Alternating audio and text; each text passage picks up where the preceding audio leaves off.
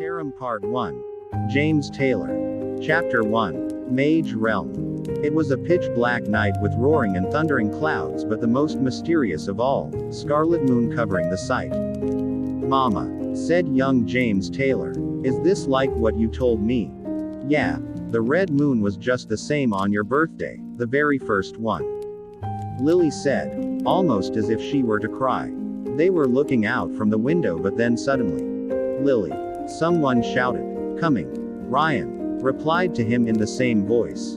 She gets up, kisses James, and gets to the next room, commanding James to stay there and watch the moon. "Already?" she said. "Yes. 15 minutes remaining."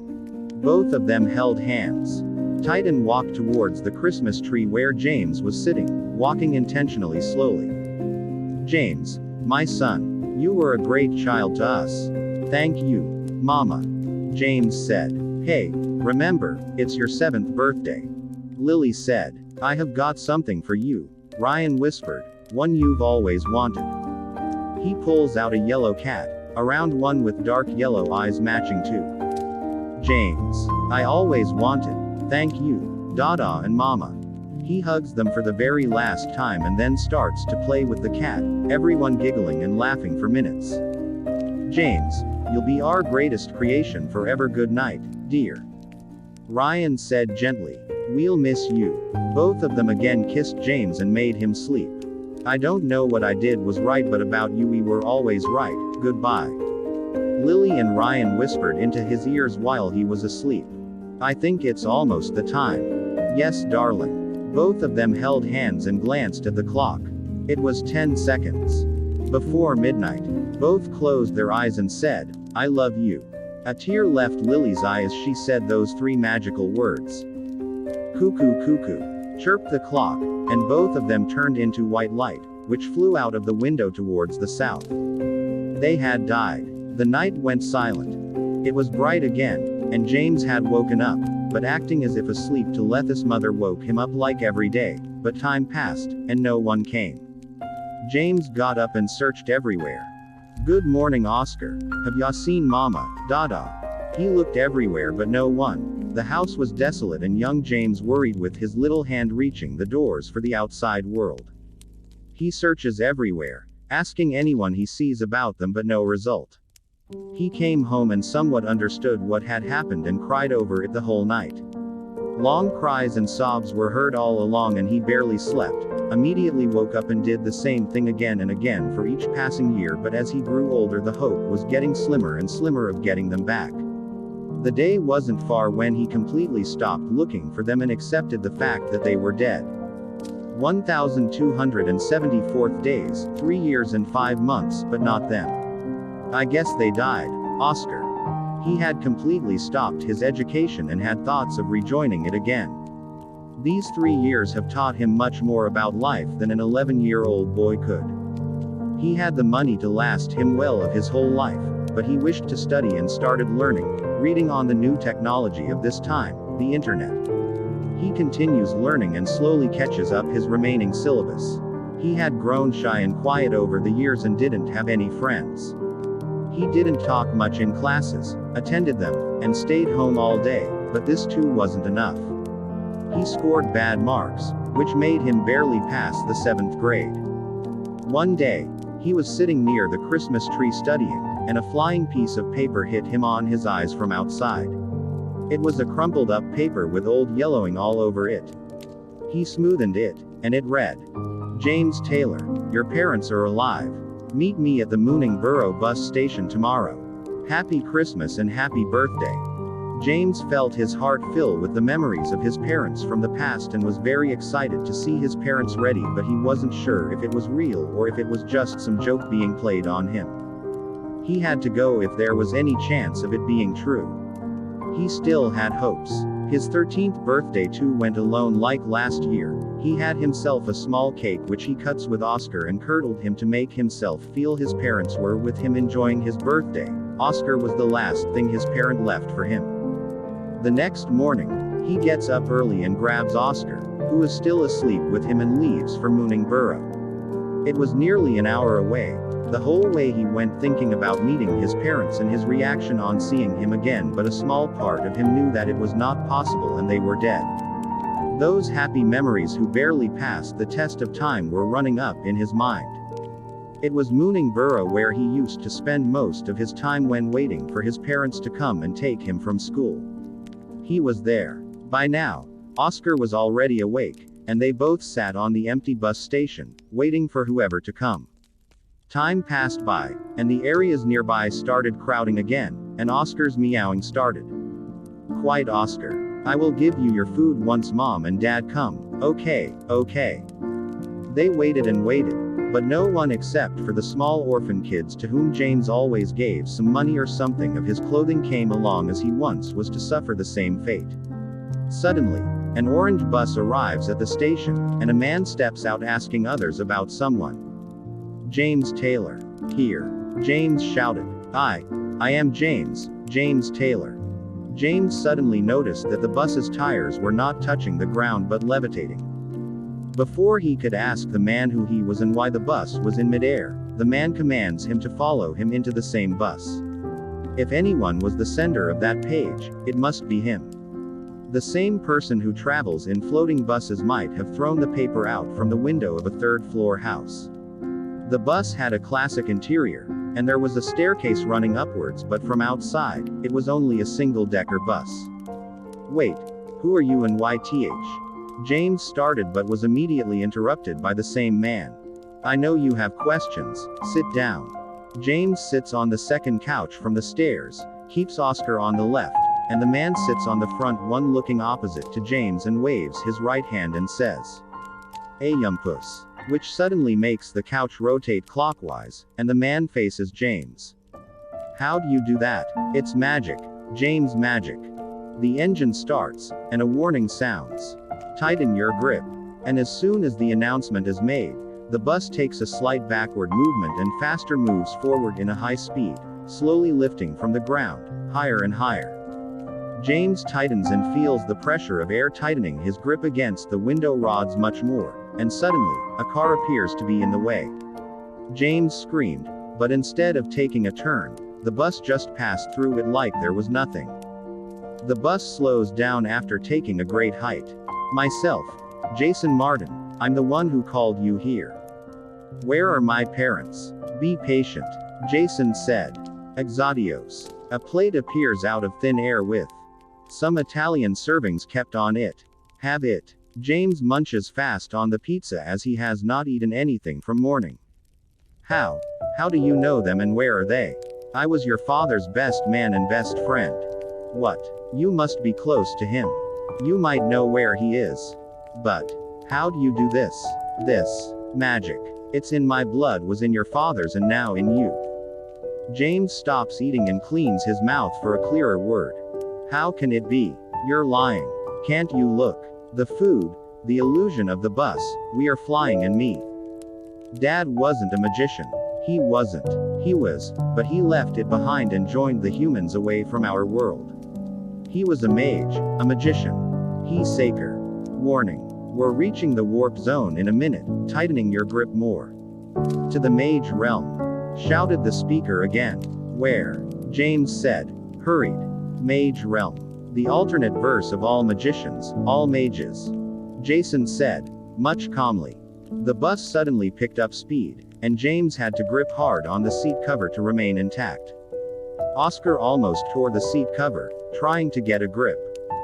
James and Oscar looked scared and distorted, but Jason remained as calm as ever.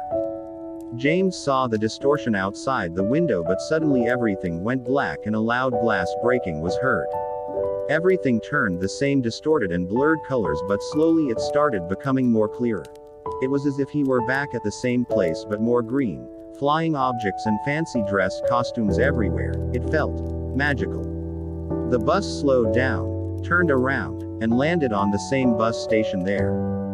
"Thank you for choosing the Elantra bus." Everyone there started getting off, and there were near 1,000 people who got out, leaving James and Jason alone. "Let's get out," Jason said. Jason leads James out of the bus, which later zaps through. It was crowded, and people were seen using magic to lift objects and do multiple tasks. Jason again commands James to follow him. They leave the Mullingborough station, which James read in the floating piece of parchment near the bus station, through the crowded streets, Oscar walking just beside James. James sees many magical things, including some small monkey-looking animals, to whom Jason called chipmunks, who were trying to steal a lady's golden purse but were later caught by a man who said "Cerentious," which hit the creatures hard, and then they ran away, leaving the purse. He took the purse and returned. James was amused by that man and went on thinking about the incident. "Come, James, I'll leave you to your room for the month." Jason said, "I can't stay here. I want to get back." "No, you need to go to Starward School of Sorcery to study, and then I will be able to tell you about your parents." "Why not now?" James says and stops. "Why can't you tell me right now? You're not old enough. Come to Stricken Valley after a year, today." "Why? James, please." James accepts, and all of them continue again. They walk for a while. Each now and then, James asks Jason about the magic he just saw on the street. "You'll be able to do some too." They arrive at an old-looking cafe with multiple stories reading, "Jerkin James," on the rusted metal nameplate at the entrance. Jason commands James to stay here. The next year will start on January 19th. Stay here and know about the magic more, wander around.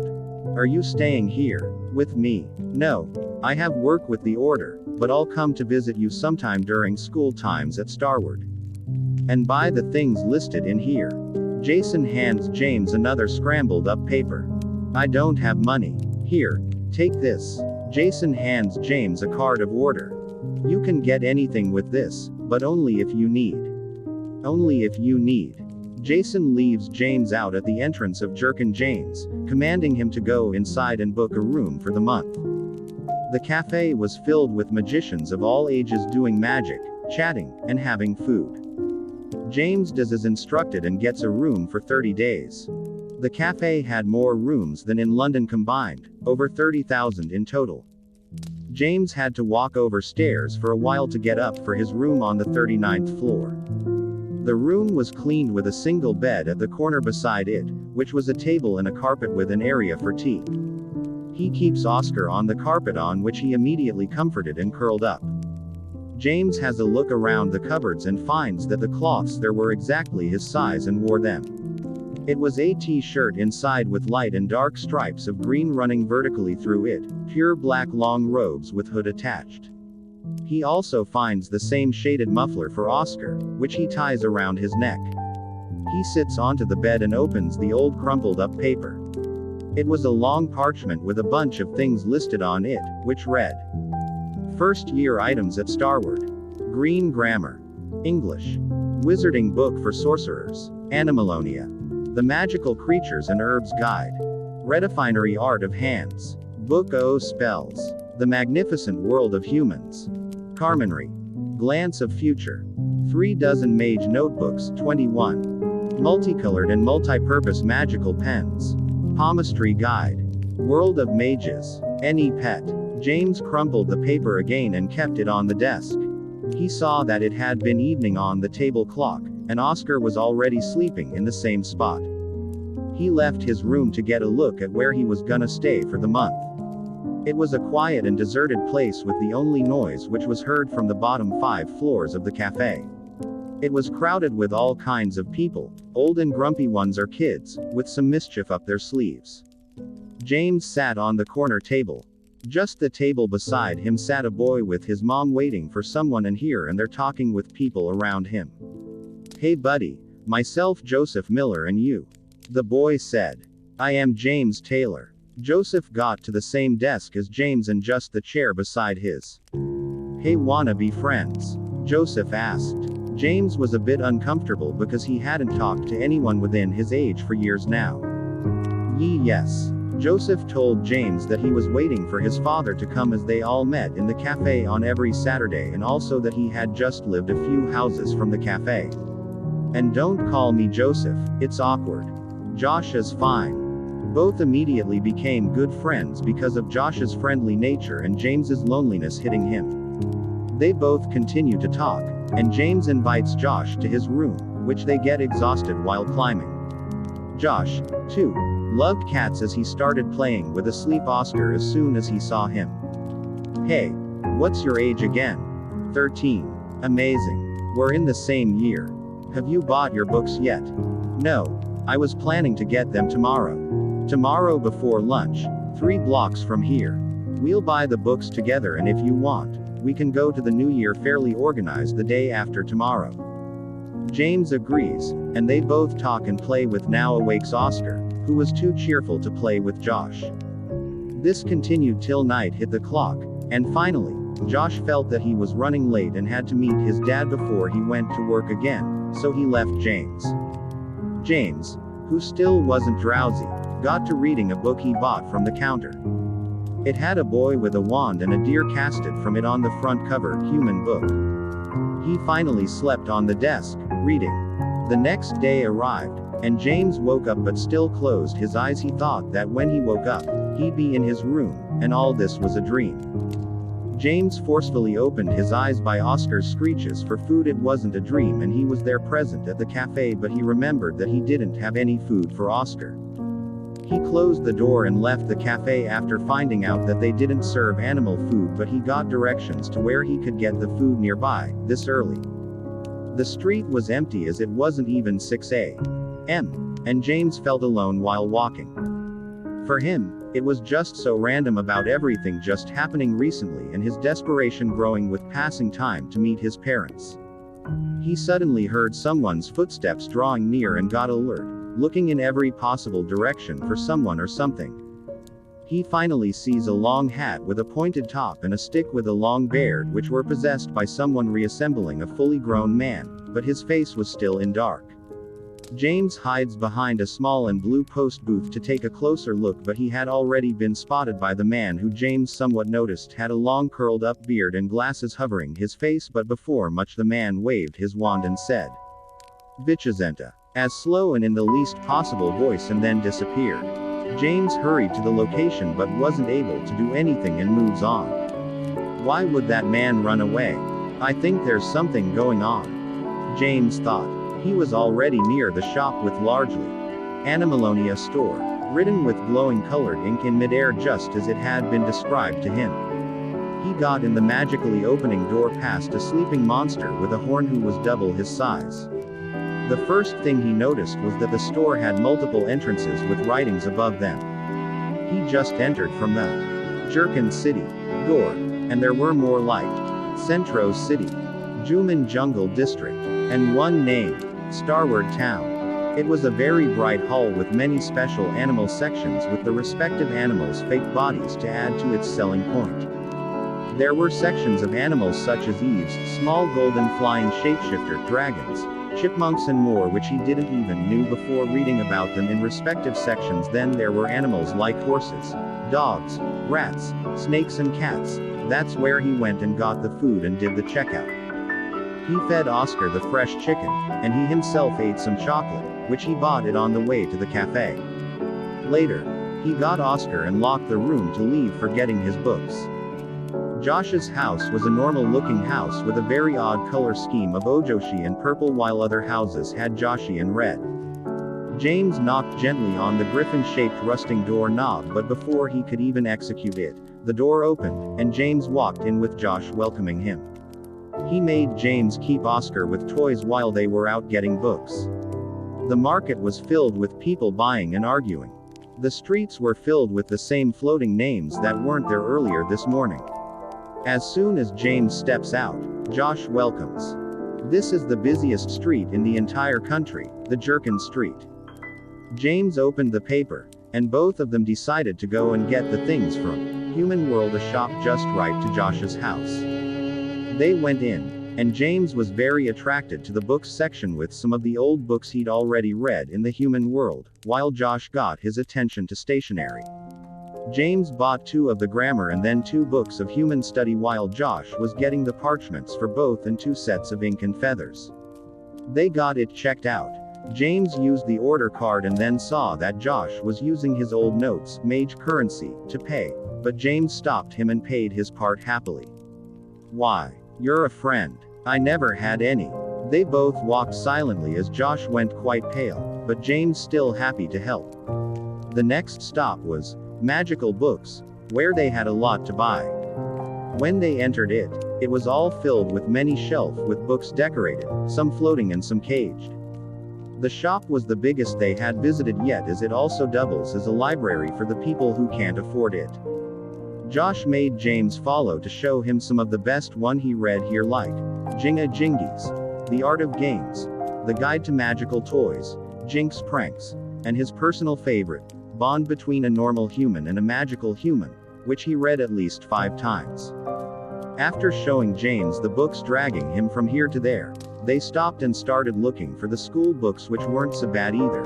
James started reading one on the spot because of the beautifully drawn arts on the covers, Book O Spells. They bought all the 4 needed books which they could find there, each in a pair of 2. This time, James allowed Josh to pay because he noticed that Josh's face went pale when he had helped him earlier. They both wandered around, finding and buying every book left, and finally, it's a pet. Yes, a pet. You already have one, Oscar. But you need one. Yes, I guess I'll buy one from Animalonia, Josh said, still walking. James told Josh that he had visited the place but didn't dare tell him about the man in hat and that he had a wand. The shop wasn't the same shop but one in front, which was much smaller and less fancier. The shop was much older, with less decorated furniture, and the furniture looked as if it was rotting. There were no more doors than one. It had a centered table with walls decorated with animals like baby dragons, cats, small chipmunks, baby eagles, and more. Just above the chair was a large metal plate the size of a man, which said, Animalonia. Since 21 BCE. The room was empty when they entered. James started looking for someone to show them through animals, but no one was there. Josh makes James quiet, and a hush surrounds them along with many jumbled up animal noises. A hand touches both of them from back. Both shocked turn around in a defensive manner and find an old man with a long beard, wrinkles over his face, and a fat stomach. But he wasn't like them. He wasn't a man. They could see through him partially. James and Josh took a step backward for defense. Don't worry, I won't harm you, Ghost said, coughing. I am the owner of this place, Harry, and have died thousands of years ago and now live here to guide people to best of their soul matches. Josh moves closer and talks slowly. What's my soul match? He said while getting back into position. Let me see. Harry touches Josh's forehead and instructs him to close his eyes while doing it himself. You have a brave soul, an interesting one. Whoever you'll meet and consider. Yes, you'll change his life. Whose? James asked. I don't know. It's not clear. There are spectacles in a forest. You will become a hero. With a girl. A boy, and you'll die. No, not die but save lives. Got it? Harry opened his eyes again while Josh had already done so. What were you telling? A boy, a hero. It's his future, which I don't know but was unclear. My job has been to seek into one's future and get him a perfect companion, a match for his soul. It has been so for years, but you were special, something about you and you. Harry said, now pointing at James. Let me see yours future. No, James said boldly, stopping Harry's hand touching his forehead. I don't want to let you decide my future or even let anyone including me see it. Future must not be seen. I don't know how they trust anyone to see their future. It's not only one who can decide. James said angrily. Josh calms him and makes him take a seat. Okay, I'll not. Let me get at least his soul match. Harry goes through a wall, and silence runs through the room, only making James's angry breaths, which are trying to slow down. Harry walks in through a different set of walls in a minute as if it is normal. You have a griffin as you match, Joseph. He walks forward and plucks one of Josh's hairs and then throws them into a pot. Then he starts to say a spell while doing motions from his hands. Griffin, Griffin, Griffin of Griffin, let you choose thou master and dive deep into his glory, let him allow to love and care you. He puts some more liquids into the pot after saying and then pour the liquid into a cage, and as soon as the liquid touches the floor of the cage it starts to form some or other part of a small puppy looking animal with wings until the liquid was over and it was completely made. Take the Griffin. Take care of him, and he'll be loyal to you until you're loyal to him. Josh takes the Griffin with care and then opens the closed cage in which the Griffin was sitting scared in a corner, but as soon as she sees Josh, she opens her wings to fly and jumps out but falls on the ground, not hurt. Josh picks her up with his other hand. Why would you let him free? Animals don't deserve to be caged. They need to be free just like us and do whatever their heart says. James got it. Josh continues. You do know what to do now, don't you? Josh makes Harry turn the other way by asking him something about cats while James got outside, got a big stone, and threw hard in an empty alley. This withdraws almost everyone's attention, including Harry's, who passes through the wall to gets a look there. While Josh busied Harry, James opened all the visible cages, freeing all the animals out.